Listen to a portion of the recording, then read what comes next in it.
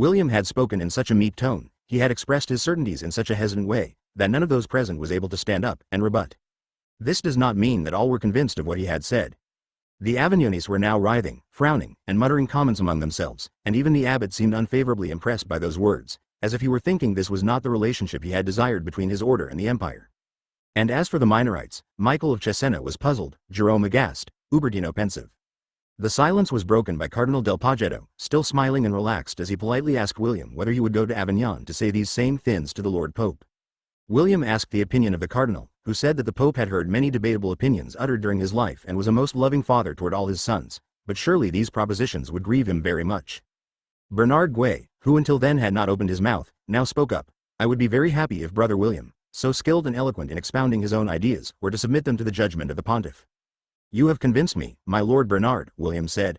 I will not come. Then, addressing the cardinal in an apologetic tone, you know, this fluxion that is affecting my chest dissuades me from undertaking such a long journey in this season.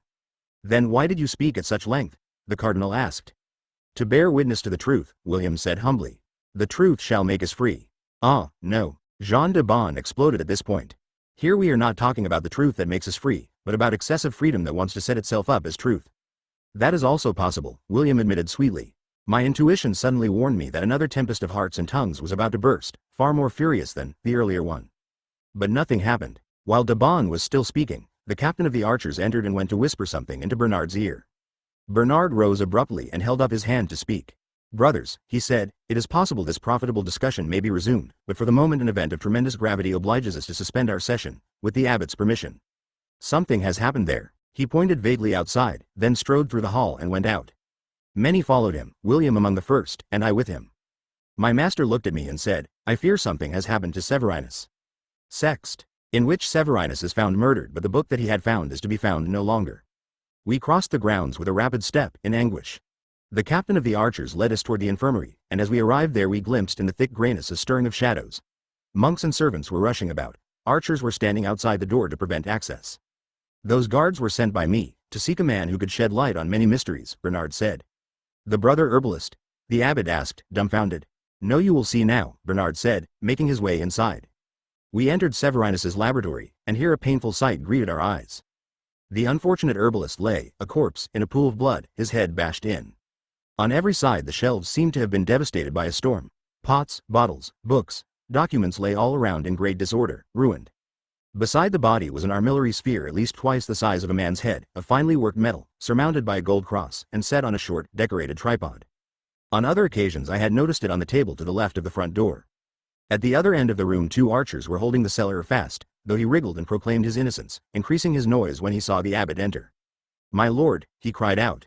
Appearances are against me. Severinus was already dead when I came in, and they found me staring at this massacre, speechless. The archers' captain went over to Bernard, and with his permission made a report, in front of everyone. The archers had been ordered to find the cellarer and arrest him, and for over 2 hours they had searched for him throughout the abbey. This, I thought, must have been the command Bernard had given before entering the hall, and the soldiers, foreigners in this place, had probably pursued their search in the wrong places, without realizing that the cellarer, unaware of his fate, was with the others in the narthex. The fog had also made their hunt more difficult. In any case, from the captain's words it emerged that Remigio, after I left him, went toward the kitchen, where someone saw him and informed the archers, who reached the edificium after Remigio had left it again, missing them only by a moment. In the kitchen was Jorge, who declared he had just finished speaking with the cellarer. The archers then explored the grounds in the direction of the gardens, and there, emerging from the mist like a ghost, they found old Alenardo, who seemed lost. It was Alenardo who said he had seen the cellarer, a short while before, going into the infirmary. The archers went there and found the door open. Once inside, they discovered Severinus lifeless and the cellarer furiously rummaging over the shelves, flinging everything on the floor, as if he were hunting for something. It was easy to see what had happened, the captain concluded. Remigio had entered, had attacked the herbalist and killed him, and then was seeking the thing for which he had killed. An archer picked the armillary sphere up from the floor and handed it to Bernard. The elegant architecture of brass and silver circles, held together by a stronger frame of bronze rings grasped by the stem of the tripod, had been brought down heavily on the victim's skull, and at the impact many of the finer circles had shattered or bent to one side. This side was the one brought down on Severinus's head, as was revealed by traces of blood and even tufts of hair and horrible gobbets of cerebral matter. William bent over Severinus to verify his death. The poor man's eyes, veiled by the streams of blood from his head, were fixed, and I wondered if it were ever possible to read in the stiffened pupil, as it has been said in some cases, the image of the murderer, the last vestige of the victim's perception. I saw that William sought the dead man's hands, to see if he had black stains on his fingers, even though, this time, the cause of death was obviously quite different. But Severinus was wearing the same leather gloves with which I had occasionally seen him handling dangerous herbs, lizards, and unfamiliar insects. Meanwhile, Bernard Guay was addressing the cellarer. Remigio of Verigine. That is your name, is it not? I had sent my men after you on the basis of other accusations and to confirm other suspicions. Now I see that I acted properly, although, to my regret, too slowly. My lord, he said to the abbot, I hold myself virtually responsible for this last crime, because I have known since this morning that this man should be taken into custody, after I heard the revelations of that other wretch, arrested last night. But as you saw for yourself, during the morning I was occupied with other duties, and my men did their best. He spoke in a loud voice so that all those present could hear, and the room had meanwhile filled up, people crowding into every corner, looking at the things scattered and destroyed, pointing to the corpse and commenting in low voices on the crime. And, as he spoke, I glimpsed Malachi in the little crowd, grimly observing the scene. The cellarer, about to be dragged away, also glimpsed him. He wrested himself from the archer's grasp and flung himself on his brother, grabbing him by the habit and speaking to him briefly and desperately, his face close to the other man's, until the archers seized him again. But, as he was being led off roughly, he turned again toward Malachi and shouted at him, You swear, and I swear. Malachi did not answer at once, as if he were seeking the most suitable words. Then, as the cellarer was being pulled across the threshold, he said, I will do nothing to harm you. William and I looked at each other, wondering what was the meaning of this scene. Bernard had also observed it, but did not appear upset by it. Rather, he smiled at Malachi, as if to approve his words and to seal with him a sinister bargain. Then he announced that immediately after our meal a first court would meet in the chapter hall to open this investigation publicly. And he went out, ordering the cellarer to be taken to the forges, but not allowed to speak with Salvatore. At that moment we heard Benno calling us, at our back. I came in right after you, he said in a whisper, when the room was still half empty, and Malachi was not here. He must have entered afterward, William said. No, Benno insisted, I was near the door, I saw the people come in. I tell you, Malachi was already inside, before. Before what? Before the cellarer entered. I cannot swear it, but I believe he came from behind that curtain, when there were already many of us in here. And he nodded toward an ample hanging that concealed the bed where Severinus had usually made anyone who had been given some medication lie down and rest. Are you insinuating he killed Severinus and hid there when the cellarer came in? William asked. Or else from behind the curtain he witnessed what happened out here. Why, otherwise, would the cellarer have implored him not to harm him, promising in return not to do him harm, either? That is possible, William said. In any case, there was a book here and it should still be here, because both the cellarer and Malachi went out empty-handed. William knew from my report that Benno knew, and at that moment he needed help. He went over to the abbot, who was sadly observing Severinus's corpse. William asked him to make everyone leave, because he wanted to examine the place more closely. The abbot consented and then left, not without giving William a skeptical look, as if reproaching him for always arriving too late. Malachi tried to remain, inventing various reasons, all quite vague. William pointed out that this was not the library, and that here Malachi could claim no rights. William was polite but inflexible, and he got his revenge for the time when Malachi had not allowed him to examine Venantius's desk. When only 3 of us were left, William cleared the rubble and papers away from one of the tables and told me to hand him, one after another, the books in Severinus's collection. A small collection, compared with the immense one of the labyrinth, but still there were dozens and dozens of volumes, of various sizes, which had formerly stood neatly on the shelves and now lay in disorder on the ground among other objects, already disturbed by the cellarer's frantic hands, some even torn, as if he were seeking not a book but something that could be placed between the pages of a book. Some had been ripped violently, separated from their binding. To collect them, rapidly ascertain their subject, and pile them up on the table was no easy undertaking, and everything had to be done in haste, because the abbot had given us little time. The monks had to come in and lay out Severinus's battered body and prepare it for burial. We also had to move about, search under the tables, behind the shelves, in the cupboards, to see whether anything had escaped the first inspection. William would not let Benno help me and allowed him only to stand guard at the door. Despite the abbot's orders, many were pressing to enter. Servants terrified by the news, monks mourning their brother, novices carrying clean cloths and basins of water to wash and enshroud the corpse. So we had to act fast. I grabbed the books and handed them to William, who examined them and set them on the table. Then we realized it was a long job, and we proceeded together. I would pick up a book, smooth it out if it was ruffled, read its title, and set it down. In many cases there were only scattered pages. De plantis libri trace. Damnation, that's not it, William said, slamming the book on the table. Thesaurus herbarum, I said, and William snapped, drop it, we're looking for a Greek book. This? I asked, showing him a work whose pages were covered with abstruse letters. And William said, no, that's Arabic, idiot. Bacon was right. The scholar's first duty is to learn languages. But you don't know Arabic, either. I replied, irked, to which William answered, at least I understand when it is Arabic. And I blushed, because I could hear Benno snickering behind my back. There were many books, and even more notes, scrolls with drawings of the heavenly vault, catalogs of strange plants, written on scattered pages, probably by the dead man. We worked a long time, exploring every corner of the laboratory. William, with great coldness, even shifted the corpse to see whether there was anything beneath it, and he rummaged inside the habit. Nothing. It has to be done, he said. Severinus locked himself in here with a book. The cellarer didn't have it. Can he have hidden it inside his habit? I asked. No, the book I saw the other morning under Venantius's desk was big, and we would have noticed. How was it bound? I asked. I don't know. It was lying open, and I saw it only for a few seconds, just long enough to realize it was in Greek, but I remember nothing else. Let us continue. The cellarer didn't take it, nor, I believe, did Malachi. Absolutely not, Benno confirmed. When the cellarer grabbed him by the chest, it was obvious he could have nothing under his scapular. Good. Or, rather, bad. If the book is not in this room, obviously someone else, besides Malachi and the cellarer, had come in here before. A third person, then, who killed Severinus. Too many people, William said. But anyway, I asked, who could have known the book was here? Jorge, for example, if he overheard us. Yes, I said, but Jorge couldn't have killed a strong man like Severinus, and with such violence. No, certainly not. Besides, you saw him going toward the edificium, and the archers found him in the kitchen shortly before they found the cellarer. So he wouldn't have had time to come here and then go back to the kitchen. Let me think with my own head, I said, aiming at emulating my master. Alenardo was moving around in the vicinity, but he, too, can hardly stand, and he couldn't have overpowered Severinus. The cellarer was here, but the time between his leaving the kitchen and the arrival of the archers was so short that I think it would have been difficult for him to make Severinus open the door, to attack and kill him, and then to make all this mess. Malachi could have come before them all. Jorge hears us in the narthex. He goes to the scriptorium to tell Malachi that a book from the library is in Severinus's laboratory. Malachi comes here, persuades Severinus to open the door, and kills him, God knows why. But if he was looking for the book, he should have recognized it, without all this ransacking, because he's the librarian. So who's left? Benno, William said. Benno shook his head, in vigorous denial. No, brother William, you know I was consumed with curiosity. But if I had come in here and had been able to leave with the book, I would not be here now keeping you company. I would be examining my treasure somewhere else. An almost convincing argument, William said, smiling. However, you don't know what the book looks like, either. You could have killed and now you would be here trying to identify the book. Benno blushed violently. I am not a murderer, he protested. No one is, until he commits his first crime, William said philosophically. Anyway, the book is missing, and this is sufficient proof that you didn't leave it here. Then he turned to contemplate the corpse.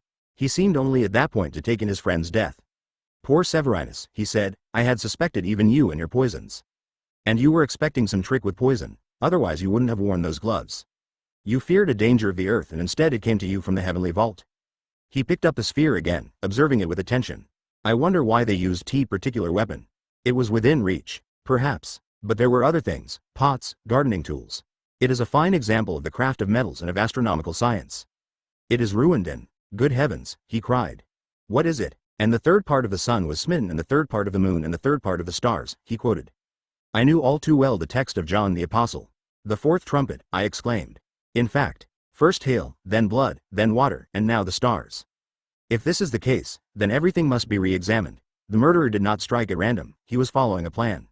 But is it possible to imagine a mind so evil that he kills only when he can do so while following the dictates of the book of the Apocalypse?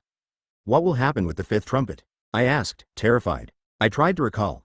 And I saw a star fallen from heaven unto the earth and to him was given the key of the bottomless pit. Will somebody die by drowning in the well?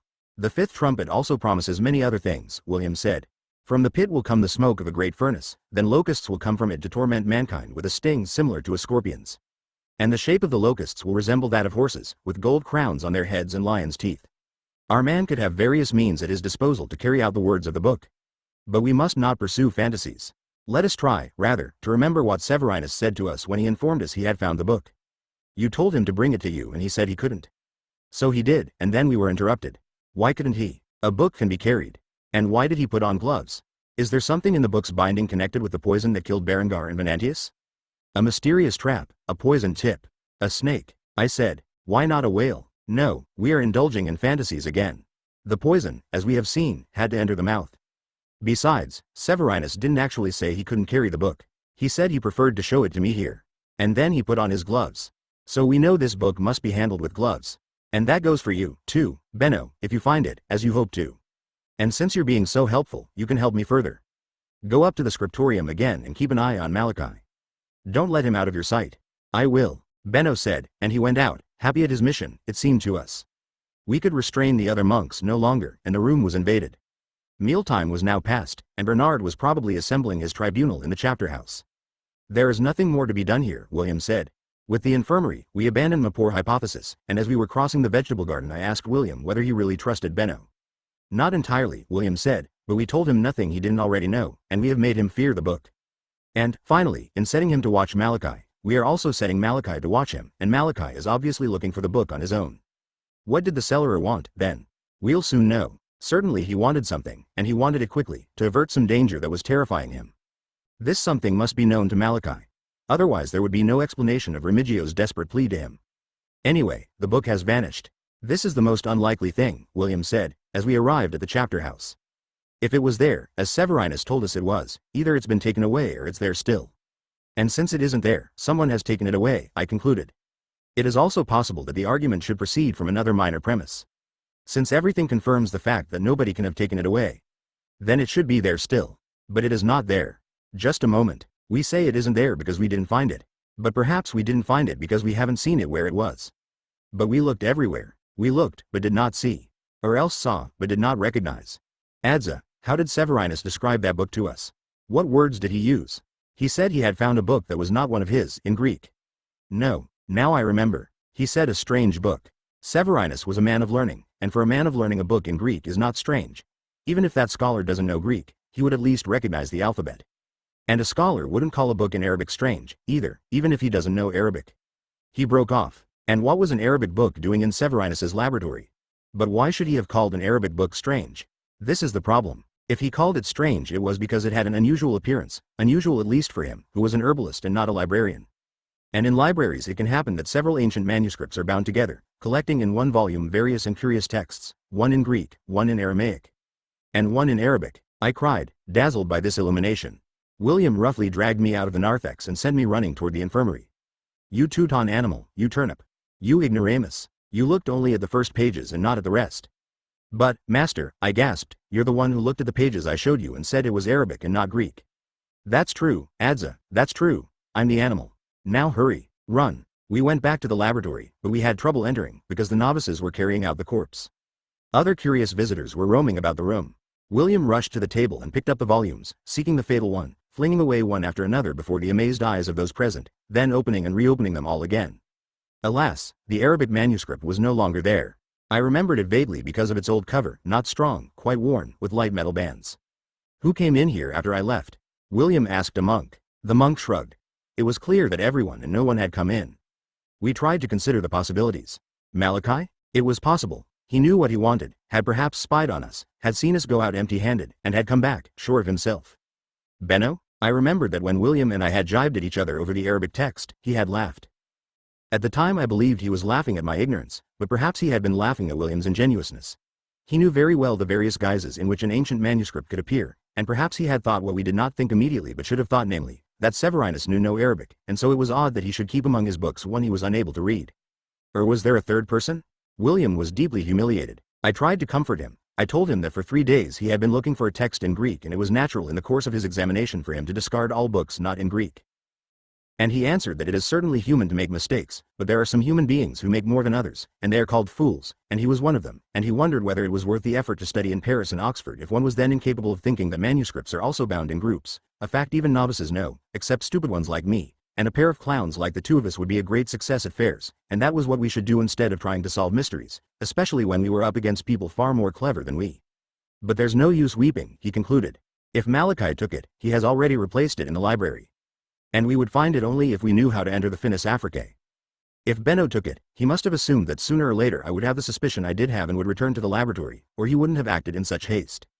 And so he must be hiding, and the one place where he has not hidden surely is the one where we would look for him immediately, namely, his cell. Therefore, let's go back to the chapter house and see if during the interrogation the cellarer says anything useful.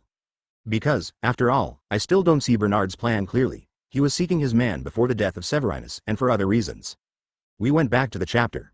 We would have done better to go to Benno's cell, because, as we were to learn later, our young friend did not have such a high opinion of William and had not thought he would go back to the laboratory so quickly. So, thinking he was not being sought from that quarter, he had gone straight to his cell to hide the book. But I will tell of this later. In the meantime, dramatic and disturbing events took place, enough to make anyone forget about the mysterious book. And though we did not forget it, we were engaged by other urgent tasks, connected with the mission that William, after all, was supposed to fulfill. Nuns. In which justice is meted out, and there is the embarrassing impression that everyone is wrong. Bernard Guay took his place at the center of the great walnut table in the chapter hall. Beside him a Dominican performed the function of notary, and 2 prelates of the papal legation sat flanking him as judges. The cellarer was standing before the table, between 2 archers. The abbot turned to William and whispered, "I do not know whether this procedure is legitimate." The Lateran Council of 1215 decreed in its Canon 37 that a person cannot be summoned to appear before judges whose seat is more than 2 days' march from his domicile.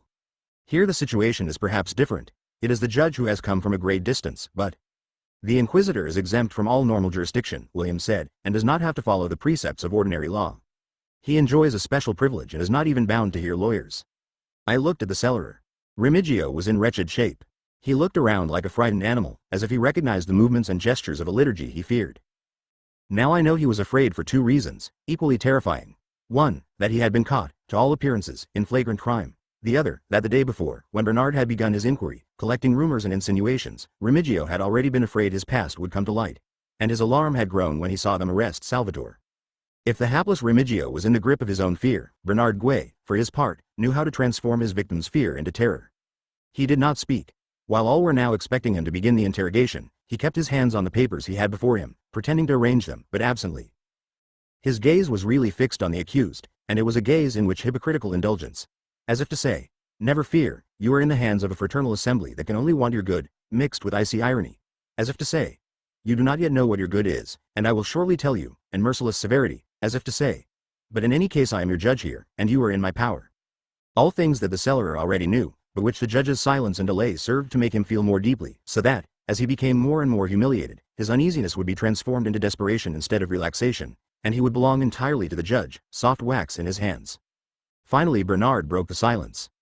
He uttered some ritual formulas, told the judges they would now proceed to the interrogation of the defendant with regard to 2 equally odious crimes, one of which was obvious to all but less deplorable than the other, because the defendant had been surprised in the act of murder when he was actually being sought for the crime of heresy. It was said. The cellarer hid his face in his hands, which he could move only with difficulty because they were bound in chains. Bernard began the questioning. "Who are you?" he asked. "Remigio of Veragine. I was born 52 years ago, and while still a boy, I entered the convent of the Minorites in Veragine. And how does it happen that today you are found in the order of St. Benedict?" "Years ago, when the Pope issued the bull Sancta Romana, because I was afraid of being infected by the heresy of the Fraticelli, though I had never shared their notions. I thought it was better for my sinning soul to escape an atmosphere filled with seductions, and I applied and was received among the monks of this abbey, where for more than 8 years I have served as cellarer." "You escaped the seductions of heresy," Bernard mocked, "or, rather, you escaped the investigation of those who had determined to discover the heresy and uproot it, and the good Cluniac monks believed they were performing an act of charity in receiving you and those like you. But changing habit is not enough to erase from the soul the evil of heretical depravity, and so we are here now to find out what lurks in the recesses of your impenitent soul and what you did before arriving at this holy place." "My soul is innocent and I do not know what you mean when you speak of heretical depravity," the cellarer said cautiously. "You see?" Bernard cried, addressing the other judges. "They're all alike. When one of them is arrested, he faces judgment as if his conscience were at peace and without remorse. And they do not realize this is the most obvious sign of their guilt, because a righteous man on trial is uneasy. Ask him whether he knows the reason why I had ordered his arrest." "Do you know it, Remigio?" "My lord," the cellarer replied, "I would be happy to learn it from your lips." I was surprised, because it seemed to me the cellarer was answering the ritual questions with equally ritual words, as if he were well versed in the rules of the investigation and its pitfalls and had long been trained to face such an eventuality. "There," Bernard cried, the typical reply of the impenitent heretic. "They cover trails like foxes and it is very difficult to catch them out, because their beliefs grant them the right to lie in order to evade due punishment. They recur to tortuous answers, trying to trap the inquisitor, who already has to endure contact with such loathsome people. So then, Remigio, you have never had anything to do with the so-called Fraticelli or friars of the poor life, or the Begards. I experienced the vicissitudes of the Minorites when there was long debate about poverty, but I have never belonged to the sect of the Begards." "You see," Bernard said, "he denies ever having been a Begard, because the Begards, though they share the heresy of the Fraticelli, consider the latter a dead branch of the Franciscan order and consider themselves more pure and perfect. But much of the behavior of one group is like that of the others. Can you deny, Remigio, that you have been seen in church, huddled down with your face against the wall, or prostrate with your hood over your head, instead of kneeling with folded hands like other men?" Also in the order of Saint Benedict the monks prostrate themselves at the proper times. I am not asking what you did at the proper times, but at the improper ones. So do not deny that you assumed one posture or the other, typical of the Begards. But you are not a Begard, you say? Tell me, then. What do you believe? My lord, I believe everything a good Christian should. A holy reply. And what does a good Christian believe? What the Holy Church teaches. And which Holy Church? The Church that is so considered by those believers who call themselves perfect, the pseudo-apostles, the heretical Fraticelli, or the Church they compare to the whore of Babylon, in which all of us devoutly believe? My lord, the cellarer said, bewildered, tell me which you believe is the true Church. I believe it is the Roman Church, one, holy, and apostolic, governed by the Pope and his bishops. So I believe, the cellarer said. Admirable shrewdness, the inquisitor cried. Admirable cleverness de dicto. You all heard him. He means to say he believes that I believe in this church, and he evades the requirement of saying what he believes in. But we know well these weasel tricks. Let us come to the point. Do you believe that the sacraments were instituted by our Lord, that to do true penance you must confess to the servants of God, that the Roman Church has the power to loosen and to bind on this earth the which will be bound and loosened in heaven? Should I not believe that? I did not ask what you should believe, but what you do believe. I believe everything that you and the other good doctors command me to believe, the frightened cellarer said. Ah, but are not the good doctors you mentioned perhaps those who command your sect? Is this what you meant when you spoke of the good doctors? Are these perverse liars the men you follow in recognizing your articles of faith? You imply that if I believe what they believe, then you will believe me, otherwise you will believe only them. I did not say that, my lord, the cellarer stammered. You are making me say it. I believe you, if you teach me what is good. Oh, what impudence! Bernard shouted, slamming his fist on the table. You repeat from memory with grim obstinacy the formula they teach in your sect. You say you will believe me only if I preach what your sect considers good. Thus the pseudo-apostles have always answered, and thus you answer now, perhaps without realizing it, because from your lips again the words emerge that you were once trained for deceiving inquisitors. And so you are accusing yourself with your own words, and I would fall into your trap only if I had not had a long experience of inquisition. But let us come to the real question, perverse man. Have you ever heard of Gherardo Cigarelli of Parma? I have heard him spoken of, the cellarer said, turning pale. If one could still speak of pallor on that destroyed face. Have you ever heard of Fra Dolcino of Novara? I have heard him spoken of. Have you ever seen him in person and had conversation with him? The cellarer remained silent for a few moments, as if to gauge how far he should go in telling a part of the truth. Then he made up his mind and said, in a faint voice, I have seen him and spoken with him. Louder. Bernard shouted. Let a word of truth finally be heard escaping your lips. When did you speak with him? My lord, the cellarer said, I was a monk in a convent near Novara when Dolcino's people gathered in those parts, and they even went past my convent, and at first no one knew clearly who they were. You lie. How could a Franciscan of Veragine be in a convent in the Novara region? You were not in a convent, you were already a member of a band of Fraticelli roaming around those lands and living on alms, and then you joined the Dolcinians. How can you assert that, sir? The cellarer asked, trembling. I will tell you how I can, indeed I must, assert it, Bernard said, and he ordered Salvador to be brought in. The sight of the wretch, who had certainly spent the night under his own interrogation, not public and more severe than this one, moved me to pity. Salvador's face, as I have said, was horrible normally, but that morning it was more bestial than ever. And though it showed no signs of violence, the way his chained body moved, the limbs disjointed, almost incapable of walking, the way he was dragged by the archers like a monkey tied to a rope, revealed very clearly how his ghastly questioning must have proceeded. Bernard has tortured him, I murmured to William. Not at all, William answered. An inquisitor never tortures. The custody of the defendant's body is always entrusted to the secular arm. But it's the same thing, I said. Not in the least. It isn't the same thing for the inquisitor, whose hands remain clean, or for the accused, who, when the inquisitor arrives, suddenly finds support in him, an easing of his sufferings, and so he opens his heart. I looked at my master. You're jesting, I said, aghast. Do these seem things to jest about? William replied. Bernard was now questioning Salvador, and my pen cannot transcribe the man's broken words. If it were possible, more babyish than ever, as he answered, unmanned, reduced to the state of a baboon, while all understood him only with difficulty. Guided by Bernard, who asked the questions in such a way that he could reply only yes or no, Salvador was unable to tell any lies. And what Salvador said my reader can easily imagine.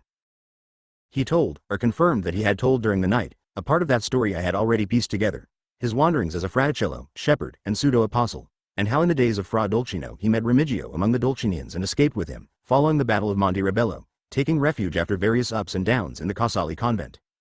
Further, he added that the heresiarch Dolcino, near defeat and capture, had entrusted to Remigio certain letters, to be carried he did not know where or to whom. And Remigio always carried those letters with him, never daring to deliver them, and on his arrival at the abbey, afraid of keeping them on his person but not wanting to destroy them, he entrusted them to the librarian, yes, to Malachi, who was to hide them somewhere in the recesses of the edificium. As Salvatore spoke, the cellarer was looking at him with hatred, and at a certain point he could not restrain himself from shouting, "Snake! Lascivious monkey! I was your father, friend, shield, and this is how you repay me." Salvatore looked at his protector, now in need of protection, and answered, with an effort, "Lord Remigio, while I could be, I was your man. And you were to me delectissimo. But you know the chief constable's family. Qui non habet cabellum vedat compede." "Madman!" Remigio shouted at him again. "Are you hoping to save yourself? You, too, will die as a heretic, you know? Say that you spoke under torture, say you invented it all. What do I know, Lord, what all these heresies are called? Paterini, Gazzesi, Leoniste, Arnaldiste, Speroniste, Circoncisi. I am not homo literatus. I sinned with no malicia, and Signor Bernardo Magnificentissimo knows it, and I am hoping in his indulgentia in nomine Patra et Filio et Spiritus Sanctus." "We shall be indulgent insofar as our office allows," the Inquisitor said, "and we shall consider with paternal benevolence the goodwill with which you have opened your spirit. Go now, go and meditate further in your cell, and trust in the mercy of the Lord. Now we must debate a question of quite different import. So, then, Remigio, you were carrying with you some letters from Dolcino, and you gave them to your brother monk who is responsible for the library." "That is not true, not true," the cellarer cried, as if such a defense could still be effective. "And, rightly," Bernard interrupted him, "but you are not the one who must confirm this, it is Malachi of Hildesheim." He had the librarian called, but Malachi was not among those present. I knew he was either in the scriptorium or near the infirmary, seeking Benno and the book. They went to fetch him, and when he appeared, distraught, trying to look no one in the face, William muttered with dismay, "And now Benno is free to do what he pleases." But he was mistaken, because I saw Benno's face peep up over the shoulders of the other monks crowding around the door of the hall, to follow the interrogation. I pointed him out to William. We thought that Benno's curiosity about what was happening was even stronger than his curiosity about the book. Later we learned that, by then, he had already concluded an ignoble bargain of his own. Malachi appeared before the judges, his eyes never meeting those of the cellarer. "Malachi," Bernard said, "this morning, after Salvatore's confession during the night, I asked you whether you had received from the defendant here present any letters." "Malachi," the cellarer cried, "you swore you would do nothing to harm me." Malachi shifted slightly toward the defendant, to whom his back was turned, and said in a low voice, which I could barely hear, "I did not swear falsely. If I could have done anything to harm you, it was done already. The letters were handed over to Lord Bernard this morning, before you killed Severinus. But you know, you must know. I didn't kill Severinus. You know because you were there before me." "I?" Malachi asked. "I went in there after they discovered you." "Be that as it may," Bernard interrupted, "what were you looking for in Severinus's laboratory, Remigio?" The cellarer turned to William with dazed eyes, then looked at Malachi, then at Bernard again. "But this morning I heard Brother William here present tell Severinus to guard certain papers, and since last night, since Salvatore was captured, I have been afraid those letters." "Then you know something about those letters?" Bernard cried triumphantly. The cellarer at this point was trapped. He was caught between two necessities, to clear himself of the accusation of heresy, and to dispel the suspicion of murder.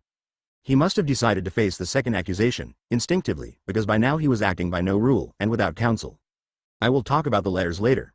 I will explain, I will tell how they came into my possession. But let me tell what happened this morning. I thought there would be talk of those letters when I saw Salvatore fall into the hands of Lord Bernard. For years the memory of those letters has been tormenting my heart. Then when I heard William and Severinus speaking of some papers, I cannot say, overcome with fear, I thought Malachi had got rid of them and given them to Severinus. I wanted to destroy them, and so I went to Severinus. The door was open and Severinus was already dead. I started searching through his things for the letters. I was just afraid." William whispered into my ear, "Poor fool, fearing one danger, he has plunged headlong into another." "Let us assume that you are telling almost, I say, almost, the truth," Bernard intervened. "You thought Severinus had the letters and you looked for them in his laboratory. And why did you think he had them? Why did you first kill the other brothers? Did you perhaps think those letters had for some time been passing through many hands? Is it perhaps customary in this abbey to gather relics of burned heretics?" I saw the abbot start. Nothing could be more insidious than an accusation of collecting relics of heretics, and Bernard was very sly in mixing the murders with heresy, and everything with the life of the abbey. I was interrupted in my reflections by the cellarer, who was shouting that he had nothing to do with the other crimes. Bernard indulgently calmed him. This, for the moment, was not the question they were discussing. Remigio was being interrogated for a crime of heresy, and he should not attempt, and here Bernard's voice became stern, to draw attention away from his heretical past by speaking of Severinus or trying to cast suspicion on Malachi. So he should therefore return to the letters. "Malachi of Hildesheim," he said, addressing the witness. "You are not here as a defendant. This morning you answered my questions and my request with no attempt to hide anything. Now you will repeat here what you said to me this morning, and you will have nothing to fear." "I repeat what I said this morning," Malachi said. A short time after Remigio arrived up here, he began to take charge of the kitchen, and we met frequently for reasons connected with our duties. As librarian, I am charged with shutting up the whole edificium at night, and therefore also the kitchen. I have no reason to deny that we became close friends, nor had I any reason to harbor suspicions of this man. He told me that he had with him some documents of a secret nature, entrusted to him in confession, which should not fall into profane hands and which he dared not keep himself. Since I was in charge of the only part of the monastery forbidden to all the others, he asked me to keep those papers, far from any curious gaze, and I consented, never suspecting the documents were of a heretical nature, nor did I even read them as I placed them. I placed them in the most inaccessible of the secret rooms of the library, and after that I forgot this matter, until this morning, when the Lord Inquisitor mentioned the papers to me, and then I fetched them and handed them over to him. The abbot, frowning, took the floor. Why did you not inform me of this agreement of yours with the cellarer? The library is not intended to house things belonging to the monks. The abbot had made it clear that the abbey had no connection with this business. My lord, Malachi answered, confused, it seemed to me a thing of scarce importance. I sinned without malice. Of course, Bernard said, in a cordial tone, we are all convinced the librarian acted in good faith, and his frankness in collaborating with this court is proof. I fraternally beg your magnificence not to chastise him for this imprudent act of the past. We believe Malachi. And we ask him only to confirm now, under oath, that the papers I will now show him are those he gave me this morning and are those that Remigio of Veragine consigned to him years ago, after his arrival at the abbey. He displayed 2 parchments among the papers lying on the table. Malachi looked at them and said in a firm voice, I swear by God the Father Almighty, by the Most Holy Virgin, and by all the saints that so it is and so it was. That is enough for me, Bernard said. You may go, Malachi of Hildesheim. Just before Malachi reached the door, his head bowed, a voice was heard from the curious crowd packed at the rear of the hall. You hid his letters and he showed you the novices' asses in the kitchen. There was some scattered laughter, and Malachi hurried out, pushing others aside left and right. I could have sworn the voice was Aimaro's, but the words had been shouted in falsetto. The abbot, his face purple, shouted for silence and threatened terrible punishments for all, commanding the monks to clear the hall. Bernard smiled treacherously. Cardinal Bertrand, at one side of the hall, bent to the ear of Jean Dano and said something to him. The other man reacted by covering his mouth with his hand and bowing his head as if he were coughing. William said to me, the cellarer was not only a carnal sinner for his own purposes, he also acted as procurer. But Bernard cares nothing about that, except that it embarrasses ABO, the imperial mediator. He was interrupted by Bernard, who now spoke straight to him. I would also be interested to know from you, Brother William, what papers you were talking about this morning with Severinus, when the cellarer overheard you and misunderstood. William returned his gaze. He did misunderstand me, in fact. We were referring to a copy of the treatise on canine hydrophobia by Ayub al-Ruhawi, a remarkably erudite book that you must surely know of by reputation, and which must often have been of great use to you. Hydrophobia, Ayub says, may be recognized by 25 evident signs. Bernard, who belonged to the order of the Dominicans, the Dominicanes, the Lord's dogs, did not consider it opportune to start another battle. So the matters were extraneous to the case under discussion, he said rapidly. And the trial continued. Let us come back to you, Brother Remigio, Minorite, far more dangerous than a hydrophobic dog. If Brother William in these past few days had paid more attention to the drool of heretics than to that of dogs, perhaps he would also have discovered what a viper was nesting in the abbey. Let us go back to these letters. Now, we know for certain that they were in your hands and that you took care to hide them as if they were a most poisonous thing, and that you actually killed. With a gesture he forestalled an attempt at denial. And of the killing we will speak later. That you killed, I was saying, so that I would never have them.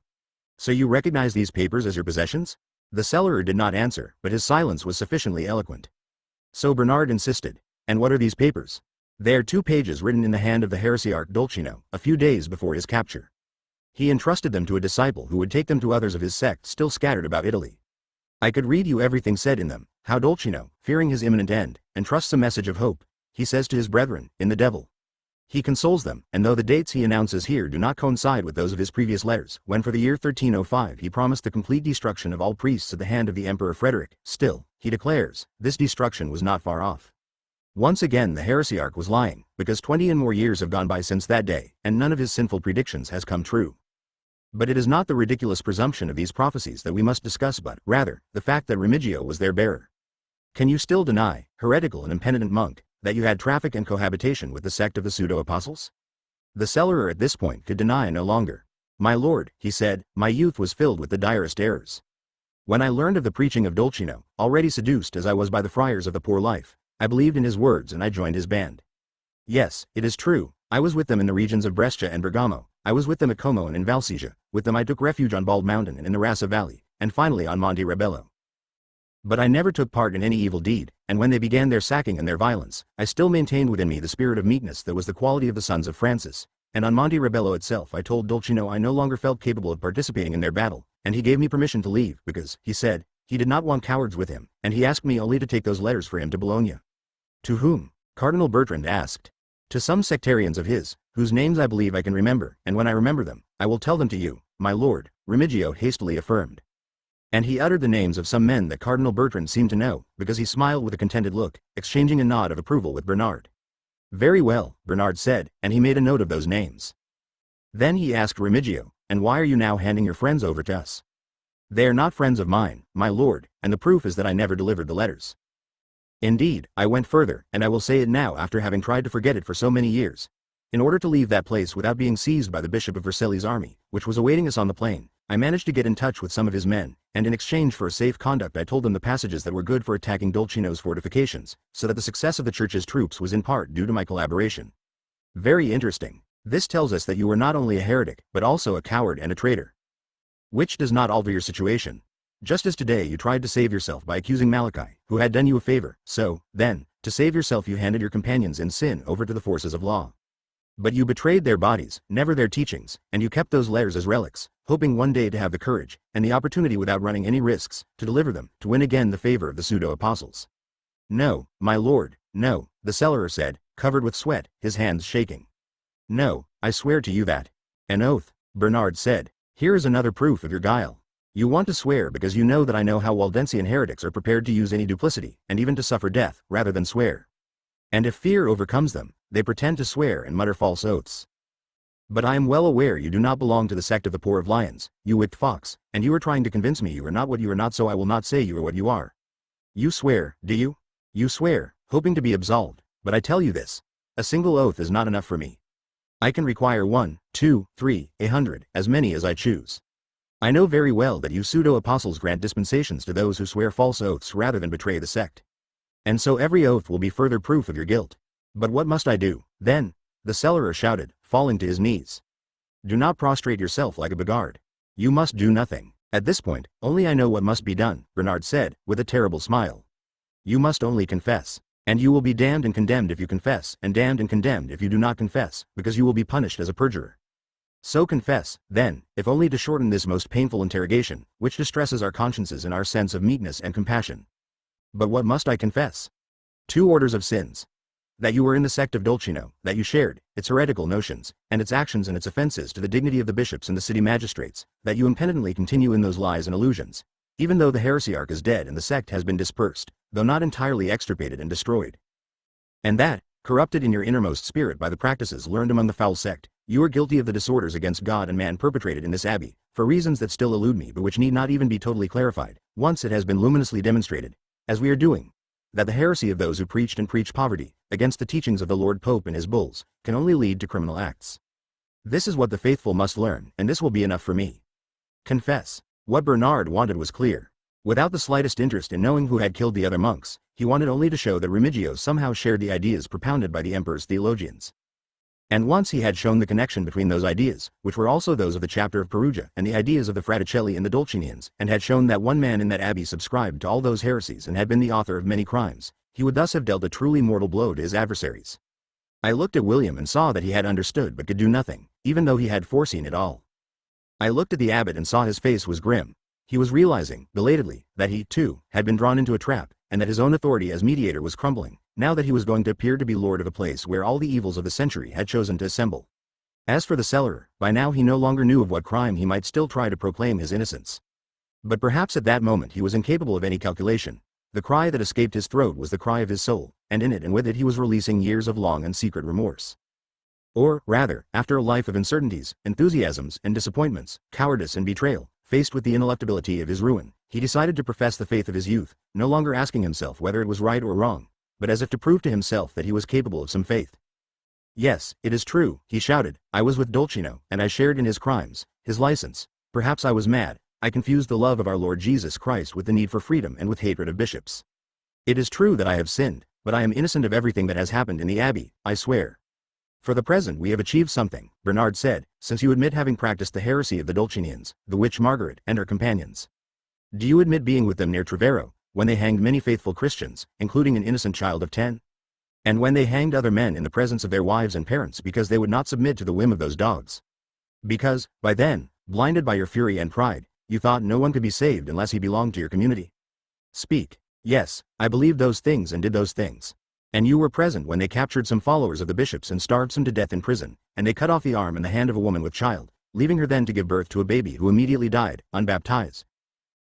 And you were with them when they set fire and razed to the ground the villages of Moso, Trevero, Cosila, and Clecchia, and many other localities in the zone of Crepicorio, and many houses of Mortaliano and Corino, and they burned the church in Trevero after befouling the sacred images, tearing tombstones from the altars, breaking an arm of the statue of the Virgin, looting the chalices and vessels and books, destroying the spire, shattering the bells, seizing all the vessels of the confraternity and the possessions of the priest?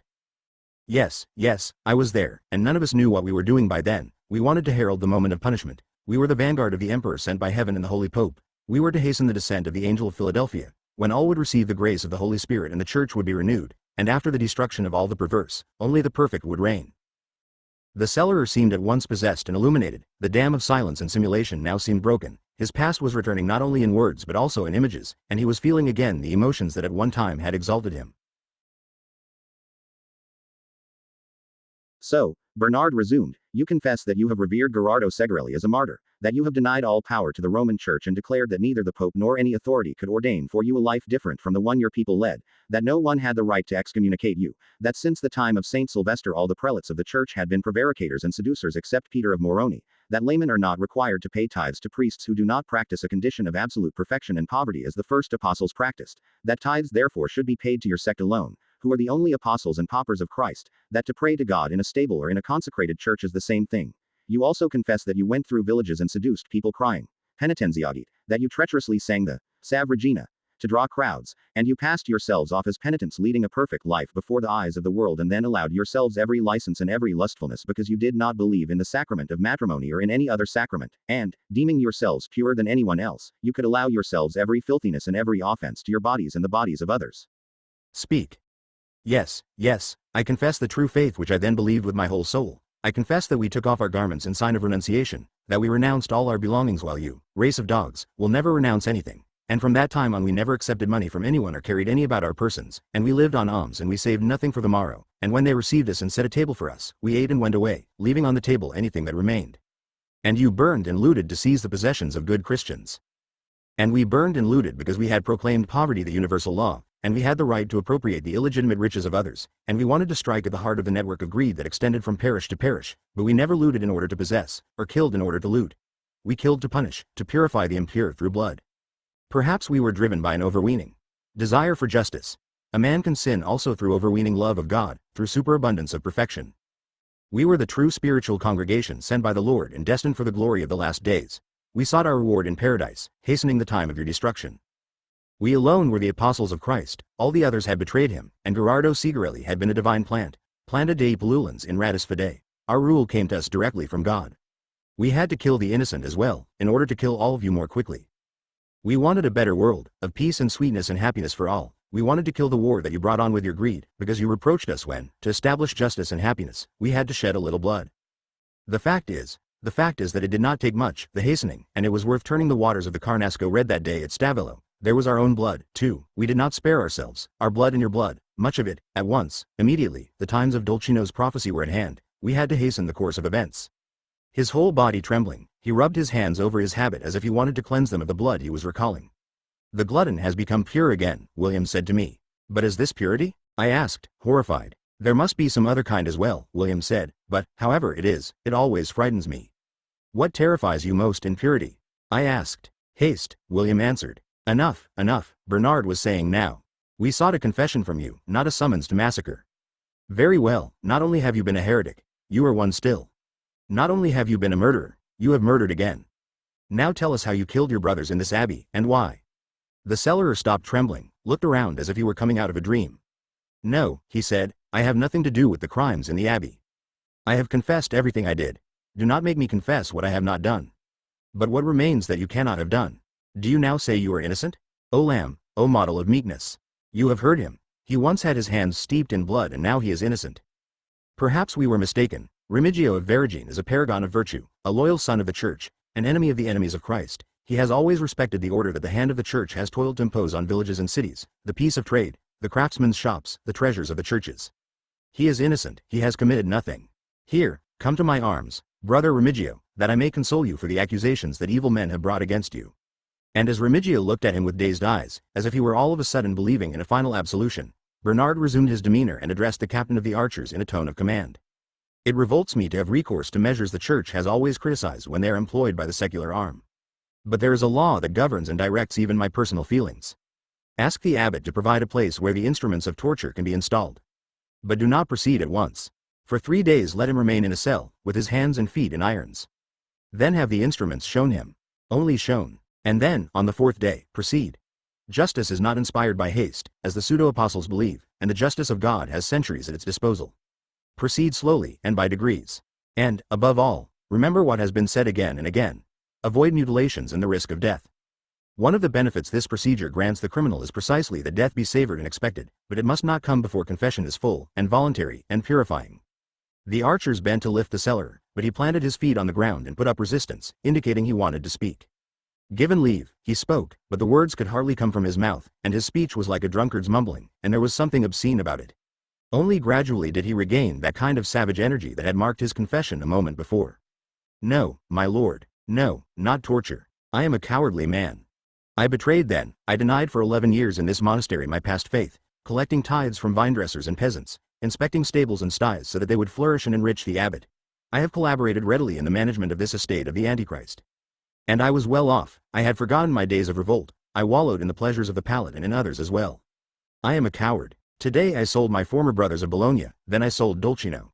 And as a coward, disguised as one of the men of the crusade, I witnessed the capture of Dolcino and Margaret, when on Holy Saturday they were taken in the castle of Bigello. I wandered around Vercelli for 3 months until Pope Clement's letter arrived with the death sentence. And I saw Margaret cut to pieces before Dolcino's eyes, and she screamed, disemboweled as she was, poor body that I, too, had touched one night. And as her lacerated body was burning, they fell on Dolcino and pulled off his nose and his testicles with burning tongs, and it is not true what they said afterward, that he did not utter even a moan. Dolcino was tall and strong, he had a great devil's beard and red hair that fell in curls to his shoulder blades, he was handsome and powerful when he led us, in his broad-brimmed hat with a plume, with his sword girded over his habit. Dolcino made men fear and women cry out with pleasure. But when they tortured him he, too, cried, in pain, like a woman, like a calf. He was bleeding from all his wounds as they carried him from one corner to another, and they continued to wound him slightly, to show how long an emissary of the devil could live, and he wanted to die. He asked them to finish him, but he died too late, after he reached the pyre and was only a mass of bleeding flesh. I followed him and I congratulated myself on having escaped that trial. I was proud of my cleverness, and that rogue Salvatore was with me, and he said to me, how wise we were, brother Remigio, to act like sensible men. There is nothing nastier than torture. I would have forsworn 1,000 religions that day. And for years, many years, I have told myself how base I was, and how happy I was to be base, and yet I was always hoping that I could demonstrate to myself that I was not such a coward. Today you have given me this strength, Lord Bernard. You have been for me what the pagan emperors were for the most cowardly of the martyrs. You have given me the courage to confess what I believe in my soul, as my body falls away from it. But do not demand too much courage of me, more than this mortal frame can bear. No, not torture. I will say whatever you want. Better the stake at once. You die of suffocation before you burn. Not torture, like Dolcino's. No, you want a corpse, and to have it you need me to assume the guilt for other corpses. I will be a corpse soon in any case. And so I will give you what you want. I killed Adelmo of Otranto out of hatred for his youth and for his wit in taunting monsters like me, old, fat, squat, and ignorant. I killed Venantius of Salvmec because he was too learned and read books I did not understand. I killed Berengar of Arundel out of hatred of his library, I, who studied theology by clubbing priests that were too fat. I killed Severinus of Sankt Wendel, why? Because he gathered herbs, I, who was on Monte Rebello, where we ate herbs and grasses without wondering about their properties. In truth, I could also kill the others, including our abbot. With the Pope or with the Empire, he still belongs to my enemies, and I have always hated him, even when he fed me because I fed him. Is that enough for you? Ah, no, you also want to know how I killed all those people. Why, I killed them, let me see, by calling up the infernal powers, with the help of 1,000 legions brought under my command by the art that Salvatore taught me. To kill someone it is not necessary to strike. The devil does it for you, if you know how to command the devil. He gave the onlookers a sly glance, laughing. But by now it was the laughter of a madman, even if, as William pointed out to me afterward, this madman was clever enough to drag Salvatore down with him also, to avenge his betrayal. And how could you command the devil? Bernard insisted, taking this delirium as a legitimate confession. You yourself know. It is impossible to traffic for so many years with the possessed and not wear their habit. You yourself know, butcher of apostles. You take a black cat, isn't it? That does not have even one white hair, you know this. And you bind his 4 paws, and then you take him at midnight to a crossroads and you cry in a loud voice. O great Lucifer, Emperor of Hell, I call you and I introduce you into the body of my enemy just as I now hold prisoner this cat, and if you will bring my enemy to death, then the following night at midnight, in this same place, I will offer you this cat in sacrifice, and you will do what I command of you by the powers of the magic I now exercise according to the secret book of Saint Cyprian, in the name of all the captains of the great legions of hell, Adremelch, Alistair, and Azazel, to whom now I pray, with all their brothers. His lip trembled, his eyes seemed to bulge from their sockets, and he began to pray, or, rather, he seemed to be praying, but he addressed his implorations to all the chiefs of the infernal legions. Abigor, Pecca pro nobis. Amen, miserere nobis. Samael, libera nos abano. Belial eleison, focolor, incorruptionem meum intend. Haborum, damnamus dominum. Zabos, anum meum aperis. Leonard, asperge me spermade tuo et inquinabor. Stop, stop, everyone in the hall cried, making the sign of the cross. O Lord, have mercy on us all. The cellarer was now silent. When he had uttered the names of all these devils, he fell face down, a whitish saliva drooling from his twisted mouth and the clenched rows of his teeth. His hands, though tormented by his chains, opened and closed convulsively, his feet kicked the air in irregular fits. Seeing me gripped by a trembling of horror, William put his hand on my head and clasped me almost at the nape, pressing it, which calmed me again. You see, he said to me, under torture or the threat of torture, a man says not only what he has done but what he would have liked to do even if he didn't know it. Remigio now wants death with all his soul. The archers led the cellarer away, still in convulsions. Bernard gathered his papers. Then he looked hard at those present, motionless, but in great agitation. The interrogation is over. The accused, guilty by his own confession, will be taken to Avignon, where the final trial will be held, as a scrupulous safeguard of truth and justice, and only after that formal trial will he be burned. He no longer belongs to you, ABO, nor does he belong any longer to me, who am only the humble instrument of the truth. The fulfillment of justice will take place elsewhere. The shepherds have done their duty, now the dogs must separate the infected sheep from the flock and purify it with fire. The wretched episode that has seen this man commit such ferocious crimes is ended. Now may the abbey live in peace. But the world, here he raised his voice and addressed the group of envoys, the world has still not found peace. The world is riven by heresy, which finds refuge even in the halls of imperial palaces. Let my brothers remember this.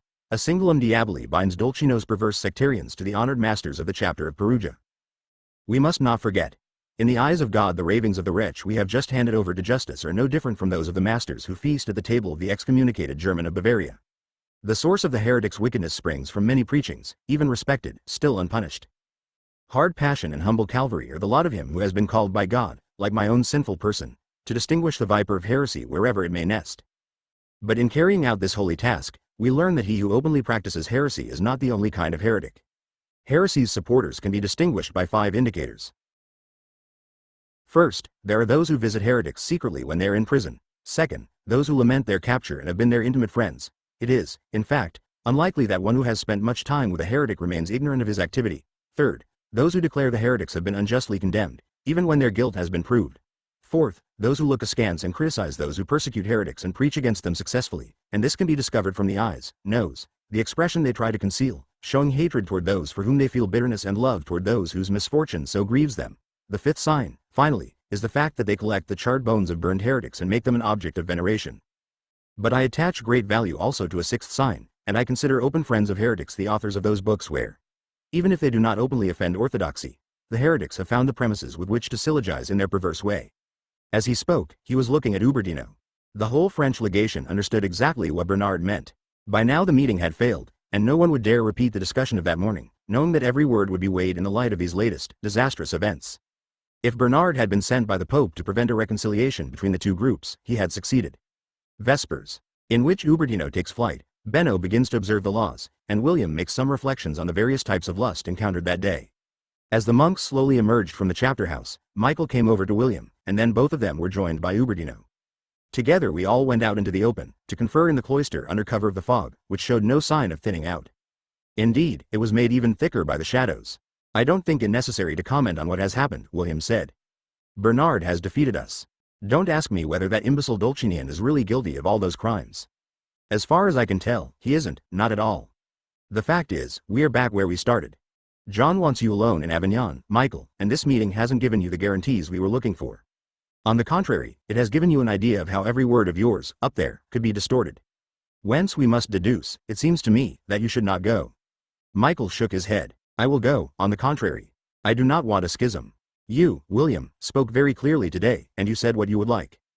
Well, that is not what I want, and I realize that the decisions of the Perugia chapter have been used by the imperial theologians beyond our intentions. I want the Franciscan order to be accepted by the Pope with its ideal of poverty. And the Pope must understand that unless the order confirms the ideal of poverty, it will never be possible for it to recover the heretical offshoots. I will go to Avignon, and if necessary I will make an act of submission to John. I will compromise on everything except the principle of poverty. Ubertino spoke up. You know you are risking your life? So be it, Michael answered. Better than risking my soul. He did seriously risk his life, and if John was right, as I still do not believe, Michael also lost his soul. As everyone knows by now, Michael went to the Pope a week after the events I am narrating. He held out against him for 4 months, until in April of the following year John convened a consistory in which he called Michael a madman, a reckless, stubborn, tyrannical fomenter of heresy, a viper nourished in the very bosom of the Church. And one might think that, according to his way of seeing things, John was right, because during those 4 months Michael had become a friend of my master's friend, the other William, the one from Occam, and had come to share his ideas, more extreme, but not very different from those my master shared with Marsilius and had expounded that morning. The life of these dissidents became precarious in Avignon, and at the end of May, Michael, William of Occam, Bonagratia of Bergamo, Francis of Ascoli, and Henri de Talheim took flight, pursued by the Pope's men to Nice, then Toulon, Marseille, and Aigues-Mortes, where they were overtaken by Cardinal Pierre de Arablai, who tried to persuade them to go back but was unable to overcome their resistance, their hatred of the pontiff, their fear. In June they reached Pisa, where they were received in triumph by the imperial forces, and in the following months Michael was to denounce John publicly. Too late, by then. The emperor's fortunes were ebbing. From Avignon John was plotting to give the Minorites a new superior general, and he finally achieved victory. Michael would have done better not to decide that day to go to the Pope. He could have led the Minorites' resistance more closely, without wasting so many months in his enemy's power, weakening his own position. But perhaps divine omnipotence had so ordained things, nor do I know now who among them all was in the right. After so many years even the fire of passion dies, and with it what was believed the light of the truth. Who of us is able to say now whether Hector or Achilles was right, Agamemnon or Priam, when they fought over the beauty of a woman who is now dust and ashes? But I am straying into melancholy digressions. I must tell instead of the end of that sad conversation. Michael had made up his mind, and there was no way of convincing him to desist. But another problem arose, and William announced it without mincing words. Ubertino himself was no longer safe. The words Bernard had addressed to him, the hatred the Pope now felt toward him, the fact that, whereas Michael still represented a power with which to negotiate, Ubertino was a party unto himself at this point. John wants Michael at court and Ubertino in hell. If I know Bernard, before tomorrow is over, with the complicity of the fog, Ubertino will have been killed. And if anyone asks who did it, the abbey can easily bear another crime, and they will say it was done by devils summoned by Remigio and his black cats, or by some surviving Dulcinian still lurking inside these walls. Ubertino was worried. Then, he asked. Then, William said, go and speak with the abbot. Ask him for a mount, some provisions, and a letter to some distant abbey, beyond the Alps. And take advantage of the darkness and the fog to leave at once. But are the archers not still guarding the gates? The abbey has other exits, and the abbot knows them. A servant has only to be waiting for you at one of the lower curves with a horse, and after slipping through some passage in the walls, you will have only to go through a stretch of woods. You must act immediately, before Bernard recovers from the ecstasy of his triumph. I must concern myself with something else. I had 2 missions. One has failed, at least the other must succeed. I want to get my hands on a book and on a man. If all goes well, you will be out of here before I seek you again. So farewell, then. He opened his arms. Moved, Ubertino held him in a close embrace. Farewell, William. You are a mad and arrogant Englishman, but you have a great heart. Will we meet again? We will meet again, William assured him. God will wish it. God, however, did not wish it. As I have already said, Ubertino died, mysteriously killed, 2 years later. A hard and adventurous life, the life of this meddlesome and ardent old man. Perhaps he was not a saint, but I hope God rewarded his adamantine certainty of being one. The older I grow and the more I abandon myself to God's will, the less I value intelligence that wants to know and will that wants to do. And as the only element of salvation I recognize faith, which can wait patiently, without asking too many questions. And Ubertino surely had great faith in the blood and agony of our Lord crucified. Perhaps I was thinking these things even then, and the old mystic realized it, or guessed that I would think them one day. He smiled at me sweetly and embraced me, without the intensity with which he had sometimes gripped me in the preceding days. He embraced me as a grandfather embraces his grandson, and in the same spirit I returned the embrace. Then he went off with Michael to seek the abbot. And now? I asked William. And now, back to our crimes. Master, I said, today many things happened, grave things for Christianity, and our mission has failed. And yet you seem more interested in solving this mystery than in the conflict between the Pope and the Emperor. Madmen and children always speak the truth, Adza. It may be that